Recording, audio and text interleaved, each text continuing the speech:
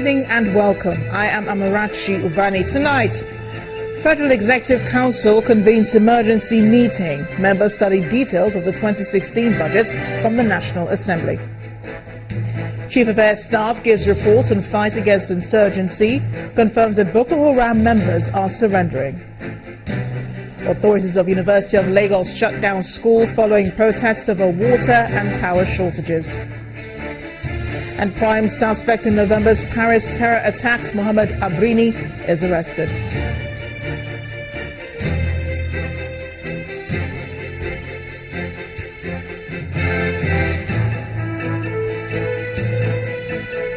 On business news tonight, Nigerian Petroleum Corporation records 24.23 billion naira loss in February after vandalism of Forcados terminal. And on sports news tonight, coach sacks Amaju Pinnick-led board of the Nigerian Football Federation, but NFF swiftly appeals the ruling. And from Abuja, I'm Yenisi Paye. FCT set for tomorrow's municipal council election. INEC says it's ready for the exercise.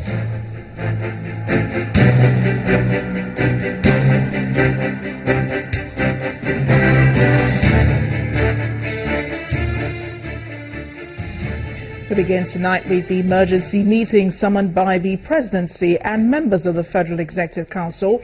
Although the President was not in attendance, the Vice President and other ministers began studying details of the 2015-2016 budget. The document was transmitted to the Presidency yesterday. Speaking to correspondents after the meeting, the Minister of Information, Alhaji Lai Mohammed, described the budget as a work in progress. We received the 2016 budget from the National Assembly yesterday, and an extraordinary meeting of the Federal Executive Council was called this morning to avail every minister to look at the details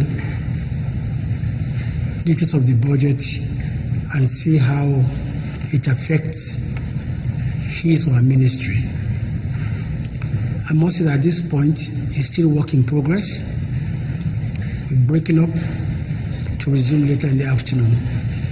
So there's nothing definitely to say that yes, we've received it, we're studying it, and we'll come out with a statement later.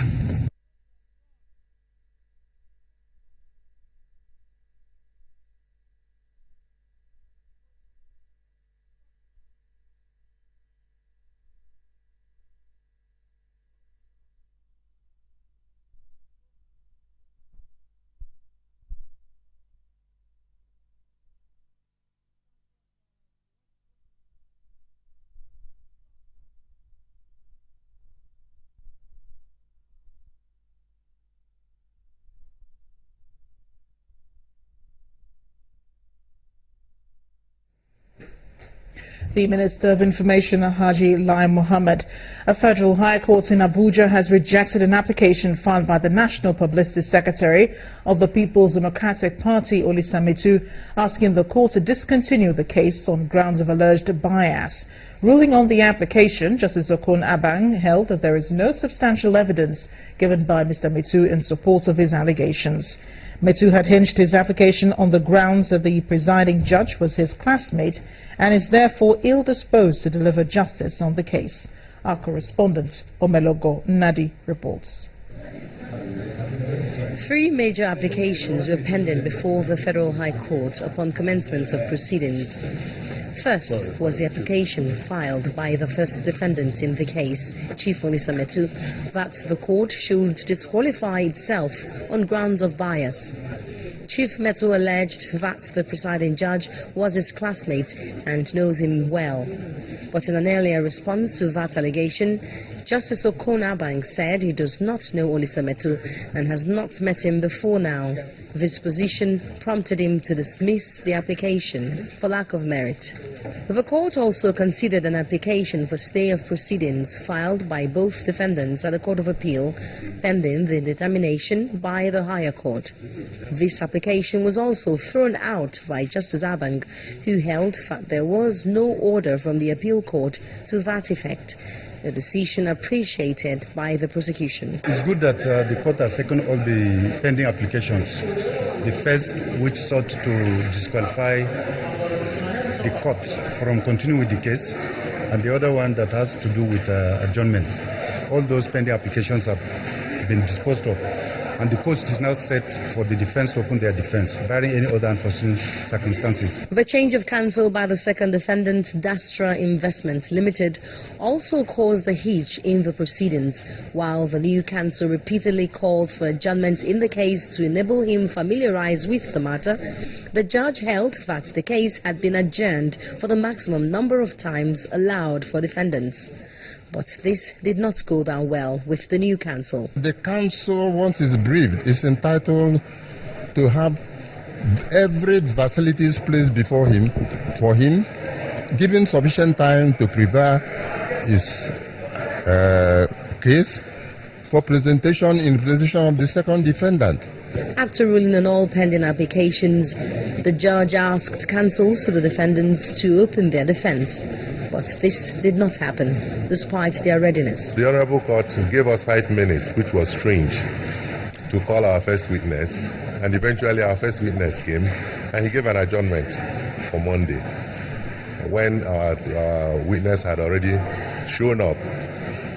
So that is what happened. We will be here on Monday to know how we proceed. But we'll have our witnesses, and we are ready. Justice Okunabang has adjourned the case to Monday, April 11, for the defense counsels to prepare and call their witnesses. Omelogo, Nadi Channels Television News. The Chief of Air Staff, Air Marshal Sadiq Abubakar, is giving assurances of gains made in the fight against insurgency.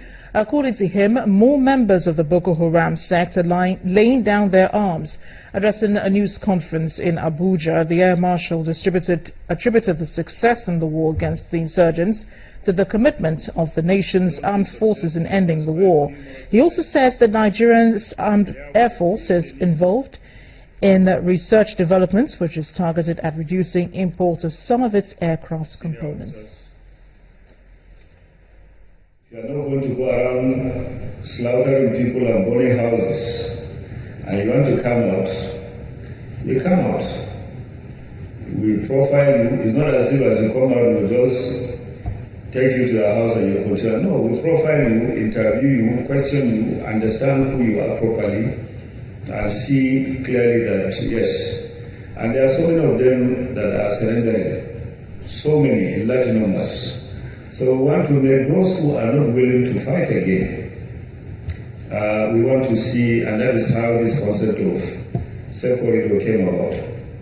You surrender, you are not armed, you don't have any explosive, you come out, then the law will take its course.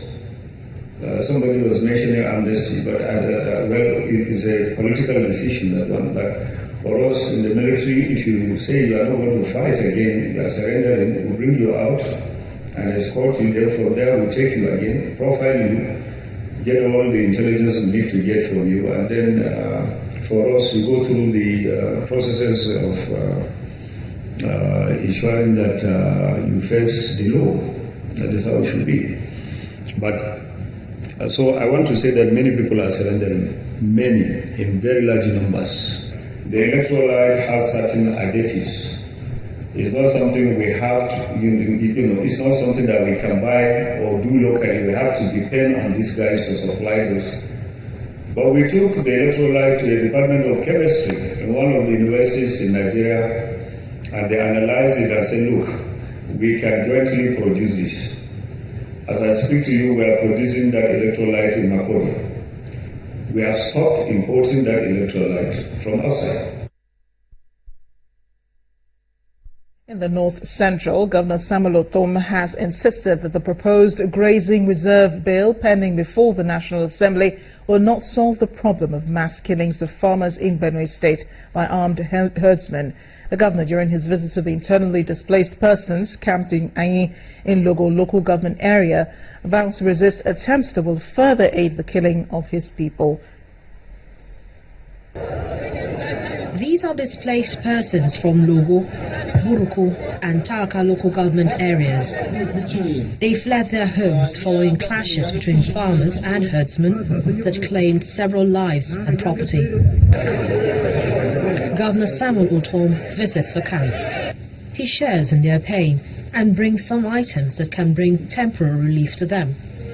A community leader from Buruku recounts the destruction and horror done by the herdsmen.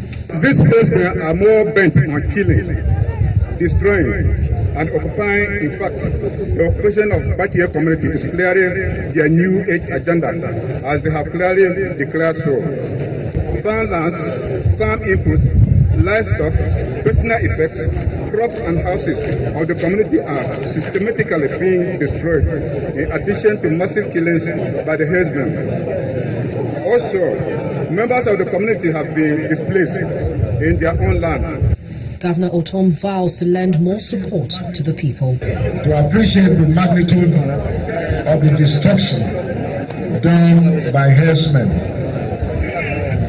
This is unacceptable, and my government will not fold our hands and watch my people continue to live in peace. For us in Benue State, we have taken a position that the way forward and the lasting solution to this problem of herdsmen and farmers is ranching our cattle. After the meeting, the governor visits his ranch in Makudi. He suggests that such facilities be established instead of grazing reserves. I've always said the herdsmen, they need an orientation that would tell them that in the 21st century, there is no way we'll be going about with cattle in that manner, because the land is no longer there. Human activities have increased. In the 50s, when cattle roads were carved, we were only less than 40 million people. For now, the activities of the herdsmen may have been checked by the presence of the military in Agatu local government. Residents say areas like Logo, Buruku and Taka are still being attacked by the herdsmen. They also want these areas protected by the government. In part two, after the break, preparations in top gear for tomorrow's municipal council election in Abuja.